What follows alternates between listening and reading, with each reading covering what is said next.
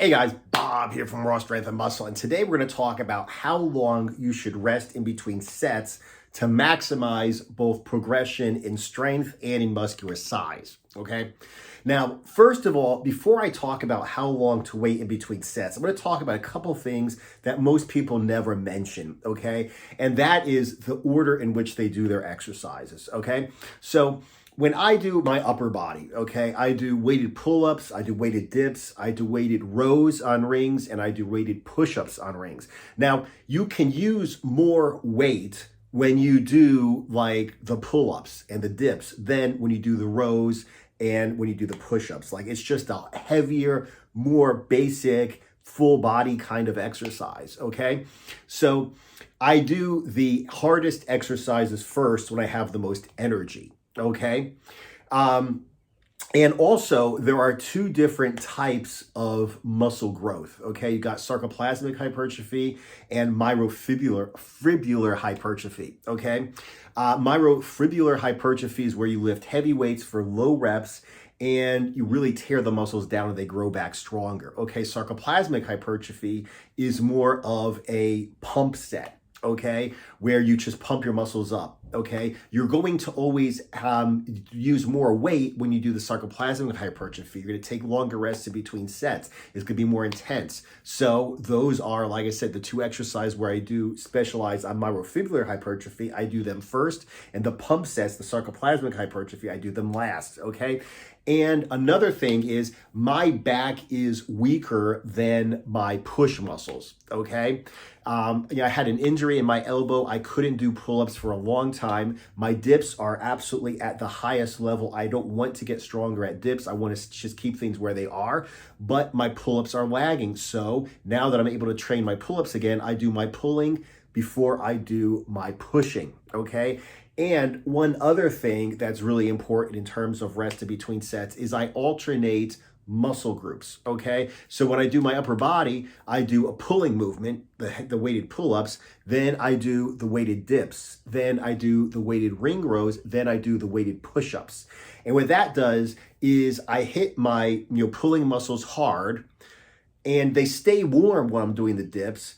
I don't need to do more warm-up sets, but I give my pulling muscles a little bit of a rest when I'm doing the dips. Then when I do the ring rows with the weight, I'm giving my push muscles a little break after the dips so they're more fresh when I go ahead and do the push-ups. So these are all things that a lot of people don't really talk about, but they actually, they have a lot to do with your recovery in between sets. Now, how long, another thing too, before I even get into recovery between sets, is recovery between exercises, okay? I like to wait a solid 5 minutes between exercises, okay? You don't really have to worry about that too much because, by the time you got the weights that you were using for your pull-ups, you kind of put them away and then you grab the heavy weights for the dips. By the time I move from like the pull-up bars to like the dip bars, like it usually takes a few minutes anyway, but I always like to keep solid 5 minutes in between my exercises. And especially when I go from, let's say, my 20 rep squats to my deadlifts, okay? They both use very similar muscles. Squats use more of like the quads and, a little bit of the lower back. The deadlifts use more of the lower back and a little bit of the quads. So, they're complementary exercises. They're not the same muscles in the same intensity, but still they're very similar. So I definitely wait a solid 5 minutes between my 20 rep squats and my 5x5 deadlifts. Okay. So now let's talk about how long you wait in between sets, because this is really important. If you don't wait long enough in between sets, your next set is not going to be as strong as the first one, okay? Especially when you're doing heavy weights, which means you're doing a lot of warm-up sets, progressively harder warm-up sets, okay? So let's say I'm doing, dips, okay? And I work warm-up sets of 1, 2, and 3 plates, and then I do heavy sets with 4 plates. Yeah, deadlifts. Let's say I'm doing my trap bar deadlifts with 1, 2, 3, 4 plates to warm up, and then I do heavy sets with 5 plates, okay? Now, it goes to show that you're going to need more and more rest in between sets the heavier that it goes, okay? And what a lot of people talk about when they say how long you should rest in between sets is like a minute and a half, okay? Because a minute and a half is long enough to recover a little bit, but if you're doing a pump workout, it's not too long that you lose your pump. Because with sarcoplasmic hypertrophy, you basically want to pump your muscles full of sarcoplasm, full of fluid, and you don't want your muscles to go down. You don't want to lose your pump in between sets. So you can't wait too long. Okay, so that's basically what I do when I do my sarcoplasmic hypertrophy. Let's say I'm doing 4 sets of rows with 4 sets of 10 reps with rows, same weight. I'm not warming up because I already did the heavy exercise to warm up. So I'll just do 10 reps, 90 seconds, a minute and a half, 10 reps, 10 reps, 10 reps, okay? And like I said, that's good for a pump set. It allows me to use heaviest weight possible, but I'm still getting a pump and I'm still keeping my pump. It gets a little bit more complicated when you're doing myofibrillar hypertrophy. You're doing like a heavy 5x5.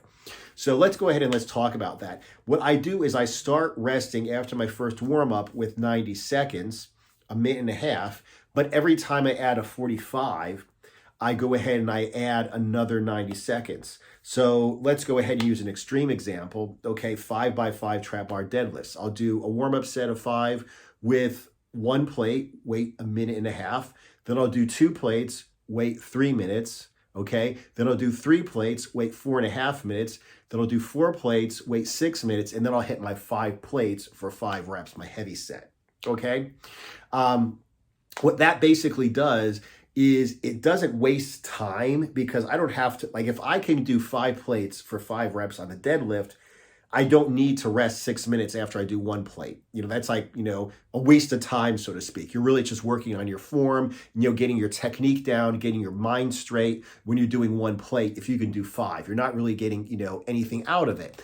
So I don't have to wait 6 minutes. But at the same time, if I were only to wait a minute and a half in between all of these sets, 3 plates is still a pretty serious deadlift. 4 plates is a very serious deadlift. Okay, so you definitely need more rest in between those to be able to work on your work sets with maximum strength. So like I said, that's basically what I do. Every time that I throw on a 45, I go ahead and add another minute and a half, okay? And that allows me to rest as much as I need in between my progressively heavier warm-up sets so that by the time I get to my heavy sets, I'm warmed up, but I'm not burnt out. And I've got plenty of rest so that I can hit the warm-up sets hard, get the maximum strength and the maximum muscular size progressions from those sets, okay?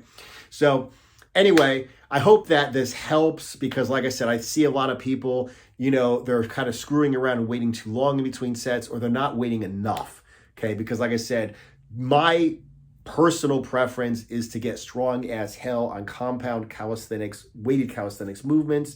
And the only way you're going to be able to do that is if you lift heavy. And the only way you're going to be able to lift heavy is if you wait long enough in between sets. So anyway, like I said, try some of this out, especially, how you set your routine up, weaker body parts, heavier exercises first, alternate, let's say push pull throughout the same workout, stuff like that. Go ahead, check it out. Let me know how it works for you guys. Aside from that, thanks for watching. Subscribe if you haven't, and I'll see you in the next video.